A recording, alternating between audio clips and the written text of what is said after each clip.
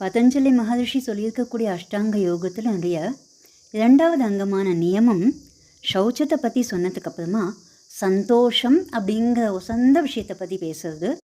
சந்தோஷாத் அனுத்தம சுகலாபகா அப்படின்னு சொல்லக்கூடிய ஃபார்முலா சந்தோஷத்தினால சொல்ல முடியாத சுகம் கிடைக்கும் அப்படிங்கிற அர்த்தம் சொல்கிறது. உண்மையான சந்தோஷம் என்ன அப்படின்னு பேசும் பொழுது சுபாஷிதானியில் சந்தோஷ ஏவ புருஷஸ்ய பரம் நிதானம் அப்படின்னு சொல்லியிருக்கு. அதாவது இந்த பாம்புகள் எல்லாம் காற்றை உட்கொண்டே பலவான் ஆகுது.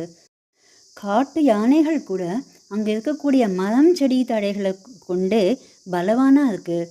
காட்டில் இருக்கக்கூடிய ரிஷிகளும் கிழங்கு பழங்களை மட்டுமே சாப்பிட்டு சர்வை வாங்கிட்டுருக்காங்க. ஸோ இதுலேருந்து தெரியறது என்னென்னா, மனசு சந்தோஷமாக இருந்தாலே முழு பலம் கிடைக்கும் அப்படிங்கிறது தான். சந்தோஷம்தான் வசந்த செல்வம் அப்படின்னு சொல்லியிருக்கு. பகவத்கீதையிலையும் துல்லிய நிந்தா ஸ்துதிர் மௌனி சந்துஷ்டோ ஏன கேனச்சித்து அனிகேத ஸ்திரமதிஹி பக்திமான் மே பிரியோ நரஹா அப்படின்னு சொல்லிட்டு, யார் ஒருத்தன் நிந்தா ஸ்துதி எல்லாத்தையும் சமமாக பாவிச்சுட்டு சந்தோஷமாக இருந்துட்டுருக்கானோ, ஸ்திர புத்தியோடு இருக்கானோ, அவன் எனக்கு ரொம்ப பிரியமானவன் அப்படின்னு பகவான் சொல்கிறார். அப்படிப்பட்ட சந்தோஷத்தை நம்ம அடைஞ்சு அனுத்தமமான சுகத்தையும் அடைஞ்சு பகவானுக்கு பிரீத்தியான பாத்திரமாக ஆகுவோம்.